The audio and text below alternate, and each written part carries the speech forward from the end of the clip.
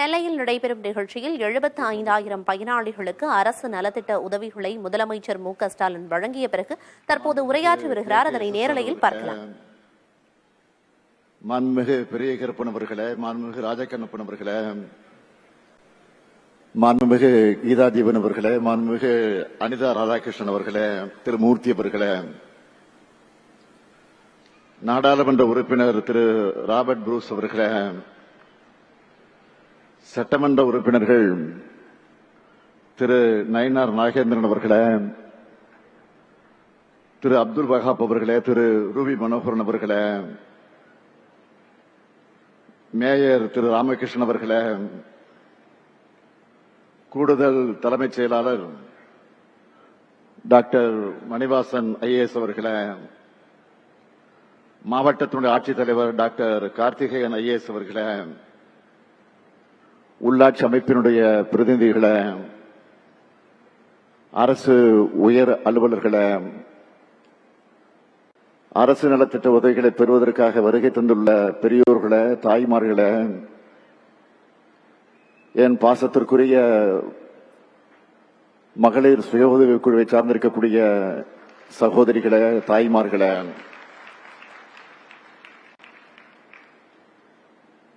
பத்திரிகை மற்றும் ஊடகத்துறையை சார்ந்திருக்கக்கூடிய நண்பர்களே, உங்கள் அனைவருக்கும் என்னுடைய அன்பான வணக்கத்தை நான் தெரிவித்துக் கொள்ள விரும்புகிறேன். திக்கட்டும் புகழ் பரப்பிய நெல்லை சீமையிலே நடைபெறும் அரசு விழாவிலே கலந்து கொண்டு உங்களை எல்லாம் சந்திப்பதில் மிகுந்த மகிழ்ச்சி அடைகிறேன். பாண்டியர் ஆட்சியாக இருந்தாலும்,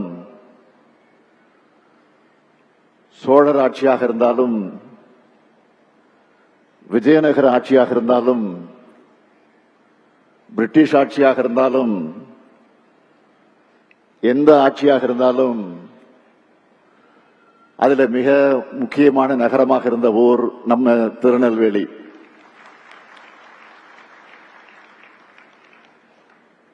இந்தியாவே அடிமைப்பட்டு நெளிஞ்சிட்டு இருந்தப்போ ஆங்கிலேயருக்கு எதிராக புரட்சி பூபாலம் பாடின மாவீரன் காத்தப்ப புலித்தேவன் பிறந்த மண் இந்த நெல்லை மண். ஓராண்டு ஈராண்டு அல்ல, 17 ஆண்டுகள் வெள்ளையருக்கு எதிராக படை நடத்தின பாளையக்காரர் தான் பூலித்தேவன். அந்த பூலித்தேவனுக்கு நெல்கட்டும் சேவல்ல நினைவு மண்டபம் அமைச்சவர் நம்ம தலைவர் கலைஞர் அவர்கள்.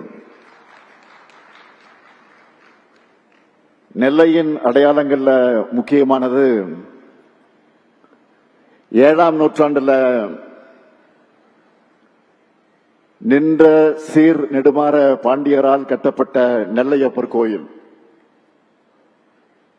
இப்படி பாரம்பரியமிக்க கோயில 700 ஆண்டுகளுக்கு பிறகு புதுப்பிச்சு திருப்பணிகளை செஞ்சவர் நம்முடைய முதலமைச்சராக இருந்த தலைவர் கலைஞர் அவர்கள். அதே போல நம்ம ஆட்சியில தான் நெல்லையப்பர் கோயிலை பூட்டி கிடந்த மேற்கு வடக்கு தெற்கு வாசல்கள் திறக்கப்பட்டது. அதேபோல் வரும் நவம்பருக்குள்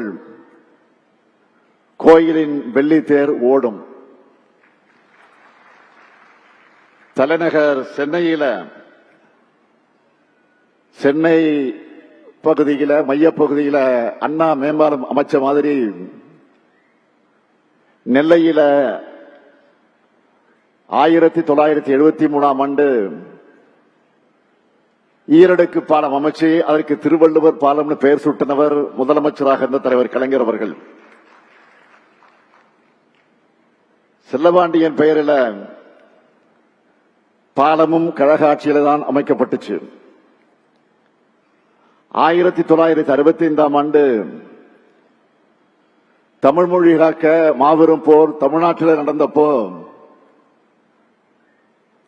அதை தூண்டினதாக தேசிய பாதுகாப்பு சட்டத்தின் கீழ் கைது செய்யப்பட்ட தலைவர் கலைஞர் அவர்கள் பாளையங்கோட்டை சிறையில தான் அடைக்கப்பட்டார்.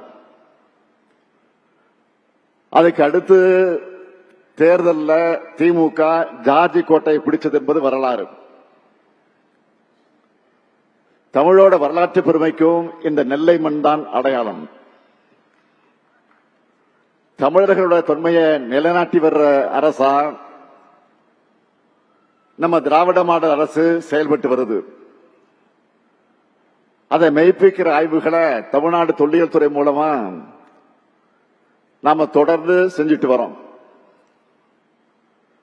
அந்த ஆய்வுகள் பல்வேறு திருப்பு முனைகளை உருவாக்கிட்டு வருது.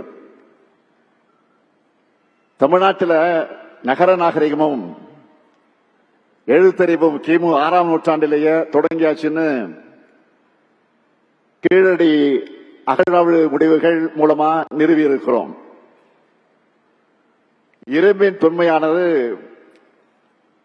5300 ஆண்டுகளுக்கு முன்னால் அப்படிங்கிற வரலாற்றை சில வாரங்களுக்கு முன்ன நான் உலகத்துக்கே அறிவிச்சோம். இந்த மாவட்டத்தில் பொருணை ஆற்றங்கரையில 3200 ஆண்டுகளுக்கு முன்பே வேளாண் பயிர் தொழில நெல் பயிரிடப்பட்டிருக்குன்னு சிவகல அகழ்வாழ்வு முடிவில வெளிப்படுத்தி இருக்கிறோம். பொருணை அருங்காட்சியக பணிகளும் 33 கோடி ரூபாய் மதிப்பீட்டில் நடைபெற்று வருது. வர்ற ஏப்ரல் மாசத்துக்குள்ள பணிகள் முடிவு வர இருக்கு. இப்படி தமிழர்களுடைய வரலாற்று பெருமைக்கு அடையாளமாகவும்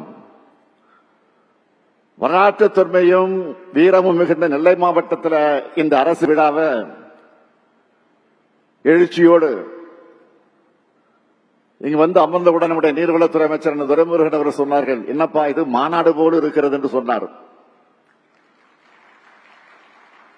ஆக இதை பிரம்மாண்டமாக ஏற்பாடு செய்திருக்கக்கூடிய நகராட்சி நிர்வாகத்துறை அமைச்சர், இந்த மாவட்டத்துடைய பொறுப்பு அமைச்சர் மாண்புமிகு கே. நேரு அவர்களுக்கு என்னுடைய மனமார்ந்த நன்றியை நான் தெரிவிச்சுக்கிறேன். அமைச்சர் நேரு அவர்களை பொறுத்த வரைக்கும் எதையும் பிரம்மாண்டமாக நடத்தித்தான் அவருக்கு பழக்கம். சின்னதெல்லாம் சின்ன மாதிரி எல்லாம் அவருக்கு நடத்த தெரியாது, வராது. அதே போல எல்லா மாவட்டத்தையும் தன்னுடைய சொந்த மாவட்டமாக நினைக்கிற பரந்த உள்ளம் கொண்டவர் அமைச்சர் நேரு அவர்கள். திருச்சி மண்டலத்தை வளர்த்தெடுத்த அமைச்சர் நேருவுக்கு முதல்ல சேலம் மாவட்ட பொறுப்பை வழங்கணும். சேலத்தை சீர் செஞ்சார். அடுத்து நெல்லைய வழங்கினேன். நெல்லைய நேர் செஞ்சிருக்கிறார் நேரு. ஏராளமான திட்டங்களை உருவாக்கி அதுக்கான நிதிகளையும் பெற்று உரிய காலத்துக்கு முன்னதாக திட்டங்களை முடிச்சு காட்டி நெல்லை மாவட்டத்தை சீர்மிகு நெல்லையா மாத்திட்டு வர்ற அமைச்சர் நேரு அவர்களுக்கும் இந்த மாவட்டத்தினுடைய நிர்வாகத்துக்கும் என்னுடைய மனமார்ந்த பாராட்டுகளும் வாழ்த்துக்களும்.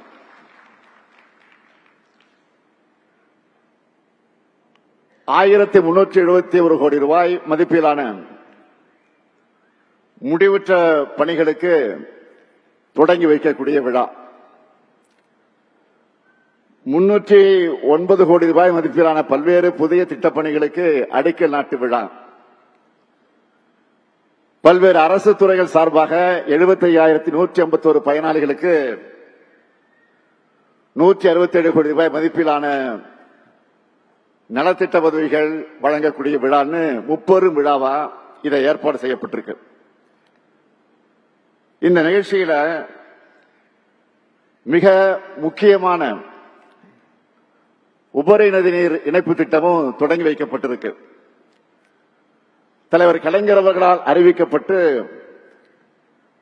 நம்முடைய மூத்த அமைச்சர் அண்ணன் துரைமுருகன் அவருடைய மேற்பார்வையில் தொடங்கப்பட்டு இன்று அவர் முன்னிலையிலே திறக்கப்பட்டிருக்கு. தாமிரபரணி, கருமணியாறு, நம்பியாறு உபரி நதி நீர் இணைப்பு திட்டம் மிக மிக முக்கியமான திட்டம். இது மூலமா தாமிரபரணி ஆற்றின் வெள்ள நீரை 75 கிலோமீட்டர் நீளத்துக்கு கால்வாய் மூலம் வறட்சி பணிகளான திசையன் விளை மற்றும் சாத்தான்குளத்துக்கு கொண்டு செல்ல இருக்கிறோம். இது ஒரு முன்னோடியான நதிநீர் இணைப்பு திட்டம். இதோட திட்ட மதிப்பு 1060 கோடியே 76 லட்சம் ரூபாய். கடந்த 2 ஆண்டுகளா நடந்த சோதனை ஓட்டம் வெற்றி பெற்றதை தொடர்ந்து இன்னைக்கு இந்த திட்டம் தொடங்கி வைக்கப்பட்டிருக்கு. நம்ம திராவிட மாடல் ஆட்சி அமைஞ்ச பிறகு திருநெல்வேலி மாவட்டத்துக்கு ஏராளமான திட்டங்கள் நிறைவேற்றி தரப்பட்டிருக்கு. பொருணை அருங்காட்சியகத்தை பத்தி முதல்ல சொன்னேன். தாழையூத்து முதல் கொங்காந்தான் பாறை விளக்கு வர திருநெல்வேலி மாநகருக்கான மேற்கு புறவழிச்சாலை, அம்பாசமுத்திரம் புறவழிச்சாலை, தாமிரபரணி நதியை நீராதாரமாக கொண்டு 605 கோடியே 77 லட்சம் ரூபாய் மதிப்பீட்டில் கூட்டு குடிநீர் திட்டப் பணிகள், களக்காடு நகராட்சி மற்றும் 7 பேரூராட்சிகள் இருக்கக்கூடிய குடியிருப்புகளுக்கு 423 கோடியே 13 லட்சம் ரூபாய் மதிப்பீட்டில் கூட்டு குடிநீர் திட்டப் பணிகள் ஆகியவை நடந்து கொண்டிருக்கிறது. திருநெல்வேலி மாவட்டத்தில் 2021-22 முதல் டிசம்பர் 2024 வரை 5 கூட்டு குடிநீர் திட்டங்கள் 405 கோடி ரூபாய் 68 லட்சம் ரூபாய் மதிப்பீட்டில் நிறைவேற்றப்பட்டு 115 குடியிருப்பு பகுதிகள் பயன்பெறக்கூடிய வகையில் நிறைவேற்றப்பட்டிருக்கு. திருநெல்வேலி மாநகராட்சியில் பாதாள சாக்கடை திட்டம், முரப்பநாடு கூட்டு குடிநீர் திட்டப்பணிகள் நடந்துட்டு வருது. மணிமுத்தாறு அணை பூங்கா பகுதியில் பல்லுயிர் பகுதியில் பல்லுயிர் பூங்கா மற்றும் சாகச சுற்றுலா பூங்கா அமைக்கும் பணிகள் பரிசீலனையில் இருக்கு. திருநெல்வேலி மாநகரம் பெருமாள்புரம் பகுதியில் புதிய ஐடி பூங்கா, வள்ளியூர்ல மாவட்ட தலைமை மருத்துவமனை, திருநெல்வேலி மருத்துவக் கல்லூரியில மருத்துவமனையில 50 படுக்கைகள் கொண்ட தீவிர சிகிச்சை பிரிவு மற்றும் ஆய்வகம், திருநெல்வேலி மருத்துவ கல்லூரியில இதயம், நரம்பு, சிறுநீரகம் மற்றும் கல்லீரல் நோய்களுக்கான உயர் சிறப்பு மருத்துவ பிரிவு, அம்பாசமுத்திரத்தில் அரசு மருத்துவமனையில கூடுதல் கட்டடம், மேலப்பாளையம் அரசு மருத்துவமனையில தாய் மற்றும் குழந்தை பராமரிப்பு பிரிவு, என்சிடி பிளாக் மற்றும் டயாலிசிஸ் பிரிவு, பாளையங்கோட்டை வட்டம் முத்தூர் கிராமத்தில் புதிய சிட்கோ தொழிற்பேட்டை, மானூர் வட்டம் மதவக்குறிச்சியில அரசு கலைக்கல்லூரி, காணி பழங்குடியின மக்களோட நீண்ட நாள் கோரிக்கையான விக்கிரமசிங்கபுரம் நகராட்சிக்குட்பட்ட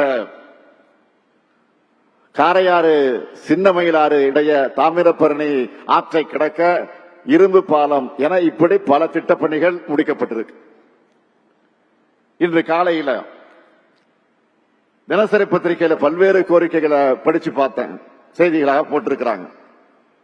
நல்ல எண்ணத்தோடு சில பேர் போட்டிருக்கிறாங்க, கெட்ட எண்ணத்தோடு சில பேர் போட்டிருக்கிறாங்க. அது வேறு, எந்த செய்தியா தான் நான் படிப்பதை தவறுதில்லை. ஆகவே உங்களை பார்க்க இவ்வளவு தூரம் வந்திருக்க நான் புது அறிவிப்புகளை அறிவிக்காம நான் போக முடியுமா? இங்கிருந்து நேரு என்ன விட்டுருவாரா? ஆகவே நெல்லை சீமைக்கான முதல் அறிவிப்பு திருநெல்வேலி மாவட்டத்தோட எதிர்கால தொழில் வளர்ச்சியை கருத்திலே கொண்டு நாங்குநேரி வட்டம் மருங்கால்குறிச்சி மற்றும் திருவரமங்கபுரம் கிராமங்கள்ல 2291 ஏக்கர் பரப்பளவில் புதிய சிப்காட் தொழிற்பூங்கா அமைக்கப்படும்.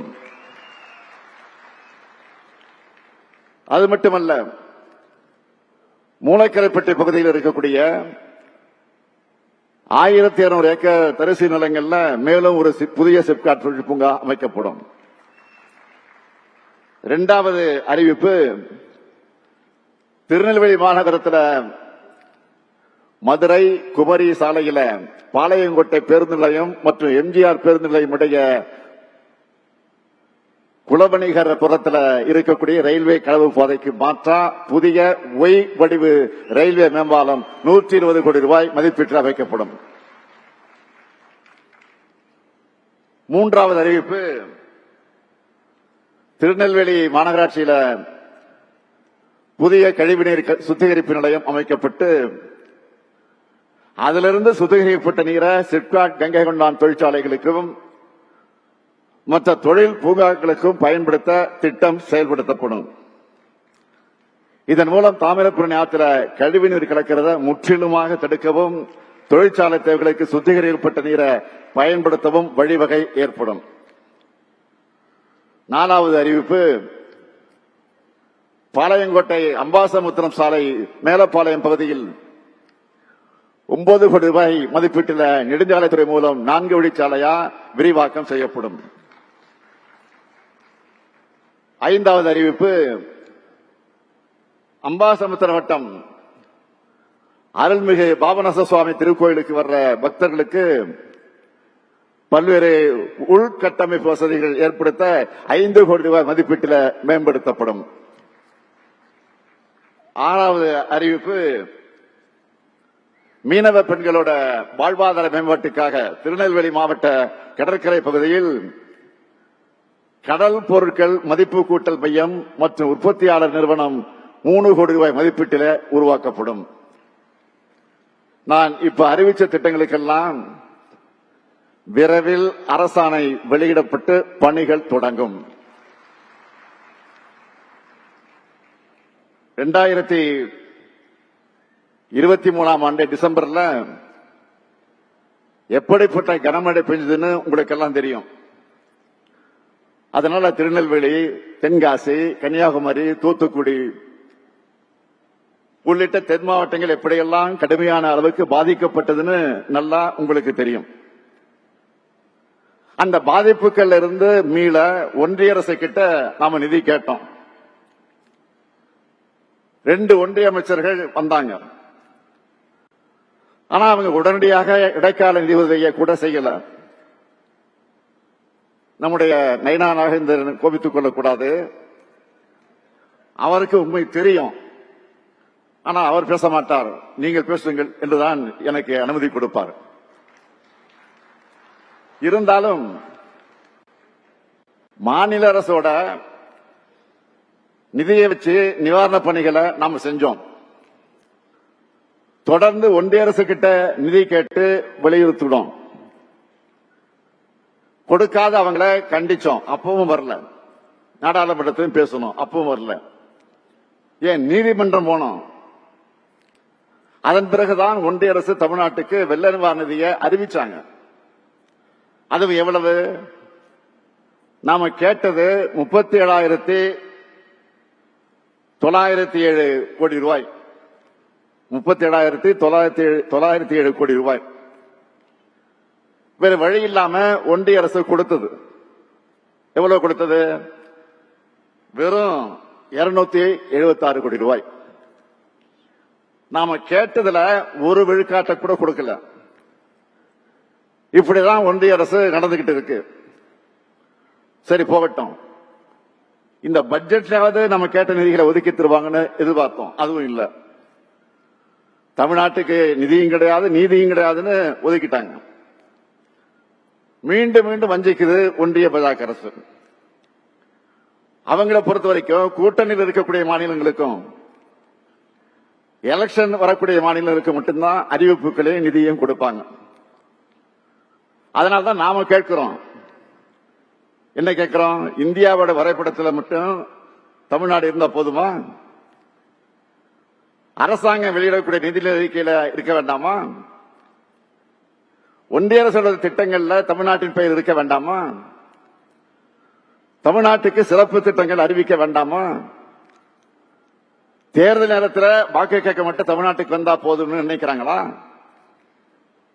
இப்படி நாம் கேட்கிற கேள்விகள் எதுக்கும் பாஜக இருந்து எந்த பதிலும் வராது. திருநெல்வேலி அல்வான்னா உலகமே ஃபேமஸ். ஆனா இப்போ மாநிலங்களுக்கு ஒன்றிய அரசு தர அல்வா தான் அதை விட ஃபேமஸா இருக்கு. நம்ம திராவிட மாடல் அரசை பொறுத்த வரைக்கும் ஒன்றிய அரசை பொருட்படுத்தாம நமக்கு நாமே தமிழ்நாட்டை மேம்படுத்திட்டு வரோம். அதனால்தான் ஒன்றிய அரசு வெளியிடுகிற எல்லா புள்ளி விவரங்களையும் முன்னிலையில் இருக்கிறோம். அதுக்கு காரணம் வாக்களிச்ச மக்களான உங்களுக்கு நாங்க உண்மையாக இருக்கிறோம்.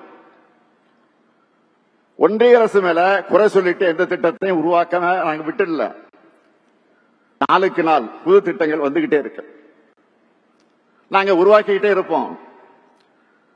நேற்றைக்கு கூட கங்கை கொண்டா சிப்காட்ல 3200 கோடி ரூபாய் மதிப்பீட்டில் டாடா பவர் சோலார் நிறுவனத்தை தொடங்கி வச்சோம். அது மட்டுமல்ல, 2600 கோடி ரூபாய் மதிப்பீட்டில் விக்ரம் சோலார் நிறுவனத்துக்கு அடிக்கல் நாட்டி இருக்கிறேன். இதுல டாடா பவர் சோலார் நிறுவனத்துக்கு நாம ஆட்சிக்கு வந்து 4/7/2002 புரிந்துணர்வு ஒப்பந்தம் MOU புரிந்துணர்வு ஒப்பந்தம் போட்டு 20/10/2022 அடிக்கல் நாட்டி நேற்று, அதாவது 2 ஆண்டுல திறந்து வச்சிருக்கோம். அந்த தொழிற்சாலை மூலம் மட்டும் 4000 பேருக்கு வேலை வாய்ப்பு கிடைக்குது. அதுல முக்கியமானது என்னன்னு கேட்டா 80% பேர் பெண்கள். அந்த நிறுவனத்துக்கு நான் போனப்போ அங்கிருந்த ஒரு பெண் தொழிலாளர் என்கிட்ட சொன்னது, அப்பா எங்க ஊர்ல எவ்வளவு பெரிய தொழிற்சாலையை கட்டி எங்களுக்கு வேலை கொடுத்திருக்கீங்க, நன்றின்னு அந்த மகள் சொன்ன போது நான் நெகிழ்ந்து போனேன். அதே மாதிரி விக்ரம் சோலார் நிறுவனத்தை பொறுத்த வரைக்கும் கடந்த ஆட்சி புரிந்துணர்வு ஒப்பந்தம் MOU போட்டிருந்தாலும் அதுக்கு பிறகு அவங்க எந்த முயற்சியும் செய்யல, அதை பத்தி கவலையப்படல. ஆனா நாம அரசு ஆட்சி பொறுப்பேற்ற பிறகு தமிழ்நாட்டு சூழ்நிலையை விளக்கி உறுதி கொடுத்து அந்த நிறுவனத்தை அழைச்சிக்கிட்டு வந்திருக்கிறோம். அதுலயும் 2500 பேருக்கு வேலை கிடைக்க போகுது. நான் இப்பவே சொல்றேன், அங்கேயும் பெரும்பகுதி மகளிருக்குத்தான் வேலை வாய்ப்பு. இப்படி சொல்றதுனால இந்த மாவட்ட ஆண்களுக்கு கொஞ்சம் பொறாமை கூட வரும். உண்மையை சொன்னா, ஒரு பெண் கல்வி பெற்று பொருளாதார சுதந்திரம் அடைஞ்சா அந்த குடும்பத்தோட தலைமுறையே உயர்ந்து இருக்கும். அதனாலதான் என்னுடைய ஆட்சியில மகளிருக்கான திட்டங்களை பார்த்து பார்த்து நாங்க செஞ்சுக்கிட்டு இருக்கிறோம். இன்னைக்கு விவசாயிகள் பயன்பெறக்கூடிய வகையில் 77 கோடி ரூபாய் மதிப்பீட்டில் மெகா உணவு பூங்காவையும் அதே சிப்காட்ல திறந்து வச்சிருக்கிறேன். அதன் மூலம் 1000 தொழிலாளர்களுக்கு வேலை வாய்ப்பு கிடைக்கும். என்னுடைய இந்த ஆட்சியில நவீன தொழில்களை மையமா தமிழ்நாட்டை உயர்த்தணும். சென்னை, கோவை மட்டும் இல்லாம தென் தமிழ்நாட்டில் பிரம்மாண்ட தொழிற்சாலைகள் நிறைய அமையணும். லட்சக்கணக்கான இளைஞர்களுக்கு, குறிப்பா பெண்களுக்கு சிறந்த வேலைவாய்ப்புகளை உருவாக்கணும். இதுதான் என்னுடைய இலக்கு. அதை முன்னுரிமையாக கொண்டுதான் திட்டங்களை தீட்டி முதலீட்டாளர்களுக்கு ஊக்கம் தந்து புதிய வரலாற்றை நம்ம திராவிட மாடல் ஆட்சி படைச்சுக்கிட்டு இருக்கு. படிச்ச இளைஞர்களுக்கு இங்கேயே நல்ல வேலை கிடைக்கிறத உறுதி செய்வோம். இந்த தென்பாண்டி சீமையை தொழில் வளர்ச்சி நிறைந்த சீமையா மாத்தினது இந்த முத்துவேல் கருணாநிதி ஸ்டாலின் ஆட்சின்னு வருங்காலம் சொல்லும். அந்த அளவுக்கு வலுவான அடித்தளத்தை உருவாக்கி இருக்கிறேன். உலக அளவிலான முதலீட்டாளர்களாக இருந்தாலும், இந்தியாவோட முன்னணி தொழில் நிறுவனங்களாக இருந்தாலும், அவங்கள நான் சந்திச்சா எங்க தென் மாவட்டங்கள்ல தொழில் தொடங்க வாங்கினது அப்படித்தான் நான் கேட்பேன்.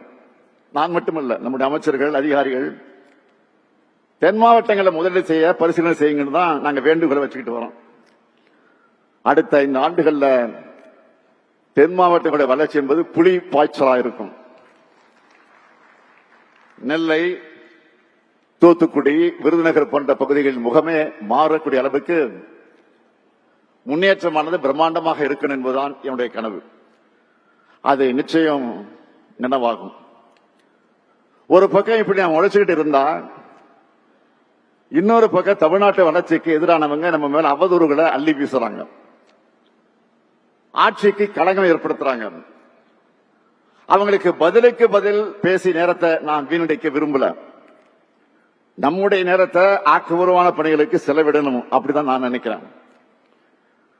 விஷக்கிருமிகளோட அக்கப்போ ஊற்றங்கள் எல்லாம் காலப்போக்கில் காணாமல் போயிடும். இப்படி எத்தனையோ பேரை நாம இந்த அரை நூற்றாண்டுக்கு மேலான வகையில என்னுடைய வாழ்க்கையில பார்த்துட்டு தான் இருக்கேன்.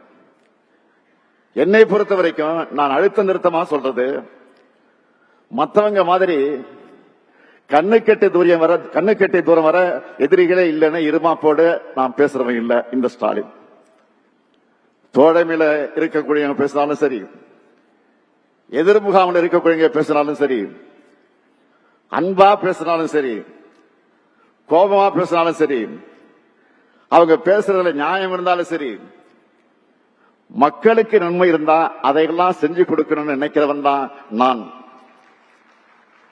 நமக்கு எதிராக பேசிட்டாங்கன்னு காழ்ப்புணர்வோடு நடந்துக்கிறவன் இல்ல நான்.